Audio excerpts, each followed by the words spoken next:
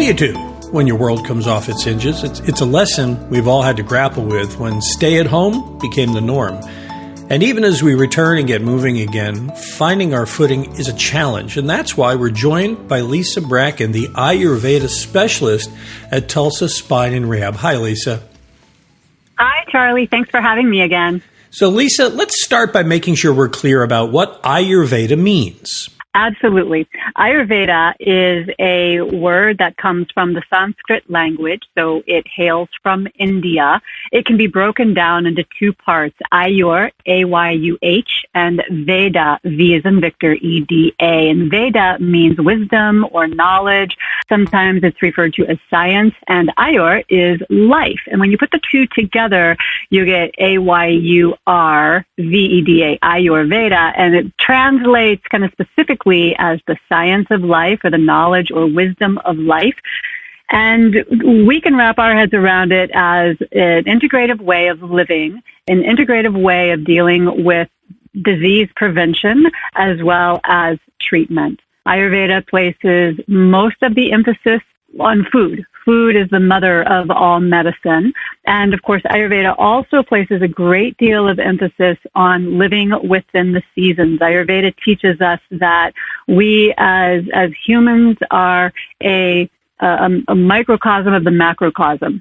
As the external, so the internal. So whatever is happening outside in our world, in our environment, is bound to have an effect on us internally in our internal world and environment as well. And we're returning now from a land where it seems, Lisa, that time stood still and home and work became one. So it's kind of like those days, remember on summer vacation when you'd get out as a kid and you had unstructured time with no routine? Mm-hmm. And therein lies the rub of the lack of routine and the impact that's having on us. Absolutely. I've seen it in my household. I've seen it with clients and I've seen it with friends. It's very much like you said that, summer's here. Yay. And so a lot of people just kind of checked out for the first couple of weeks and binged watched Netflix and Amazon series and just kind of threw caution to the wind when it came to meals and sleep habits. And a lot of people suffered from that and struggled through it. So yeah, getting back on our feet, if that means getting back to work, great. But for those who are still staying at home and choosing to practice social distancing or needing to isolate or quarantine for whatever reason, I strongly encourage you to maintain a routine. And I teach my own clients that routine around three areas is really crucial: when you wake up, when you go to bed, and when you eat. And if we can set some parameters and place some structure around those three opportunities within a 24-hour period, we're doing our bodies a huge service, not to mention what it does for our mind and our nervous system to have that rhythm to a 24-hour day. You're talking about as basic as what time you get up and what time you go to bed.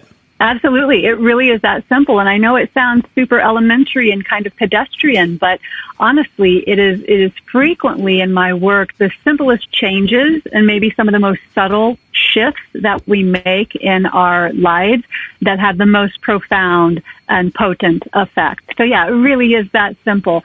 Try to be in bed. Try to be in bed by 10. Try to be asleep by 10 for the win, and get up by 6. Or ideally get up a little before 6 so that you can actually be part of the natural rising of the sun. How would you organize your daily activities even within that framework, Lisa? Okay, so first and foremost, I encourage everyone, as I said, to get up by 6 or before 6. And the very first thing we do after we take care of our personal hygiene, scraping our tongue, brushing our teeth, getting a glass of hot water with lemon or maybe a little ginger root in the hot water, of course, evacuating our bowels and emptying our bladder, and then get outside. I think getting outside at the first light of day is really pivotal. In fact, circadian medicine absolutely validates this for us. Circadian medicine tells us that our circadian clock, which we have these little cellular clocks in every single cell in our body, and these little metaphorical clocks reset themselves at the first light of day. So if my first light of day happens at 6 a.m. and it's outdoors with the sun, or if my first light of day is at 10:30 a.m. and it's the light of the refrigerator, welcoming me, I'm going to have two very different experiences in my day. And studies show, Charlie, that if I get 8 hours of sleep between 10 p.m. and 6 a.m., I have a much different experience the next day than if I get 8 hours of sleep, but I get it between midnight and 8 a.m. So really, it goes back to these circadian clocks and this Ayurvedic rhythm of life. And when we go to bed, when we wake up, when we meet the first light of day, it plays such a crucial role on setting our internal rhythms. And it's just really exciting for me because Ayurveda has been teaching this for 3,000 or 4,000 years. And now we have Nobel Prize winning information and studies that are backing it up with the whole circadian medicine and chronomedicine. I want to talk about organizing your eating as well, but while we're on this idea of the circadian clock, the same thing goes, you talk about dawn's early light and getting out in the light. I think the light at the end of your day is important as well. Mm-hmm. Indeed, it absolutely is. I'm glad you brought that up because there's a certain energy. So let's look at the Ayurvedic clock. It mirrors the circadian clock very, very similarly, very, very few little exceptions. The Ayurvedic clock tells us that our 24-hour period is broken down into 4-hour increments.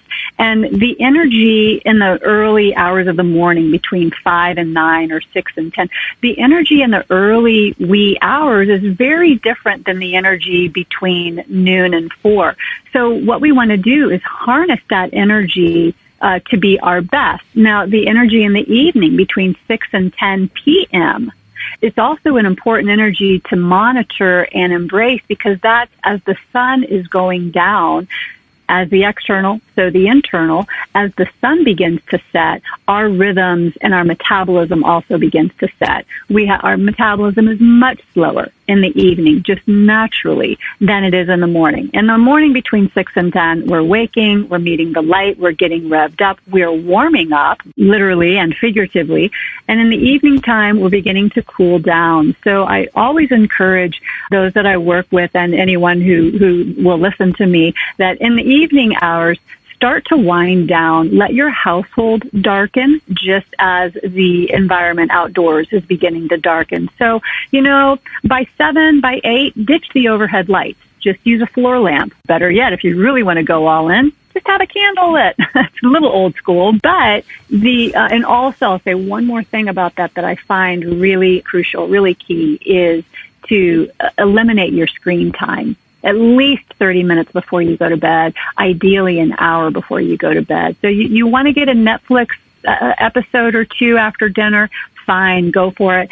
But give yourself a 30-minute or a 60-minute window between your screen time, which is activating your pineal gland and telling your brain, hey, don't let go of any melatonin just yet because it's obviously still daylight. So letting yourself come down in your physical household and giving yourself that window of transition to let your own, I don't want to sound too woo-woo, but let your own inner sun begin to set before you go to bed, people will have a much easier time falling and staying asleep when they begin to adhere to that rhythm on a consistent basis. Now, in the minute we have left here, let's touch real quick on routine for dining. Got it. So easy. So here you go. Here's what you need to know. Breakfast like a prince, lunch like a king, dinner like a pauper, right? So eating consistent meals at consistent times of day also does our metabolism great wonders, and it does our nervous system great wonders.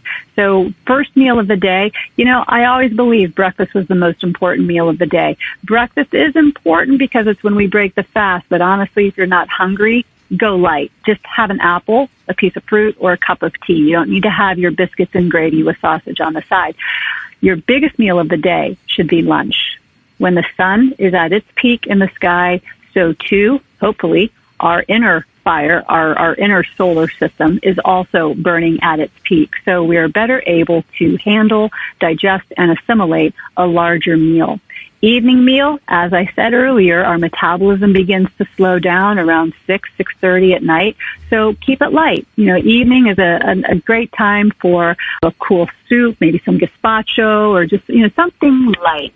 And it's okay to be hungry. Oh, indeed, it is. In fact, I teach and I preach that the most important thing you can bring to the table is an appetite. Now, that said, after dinner should be light, it should be early, and then after dinner, no más.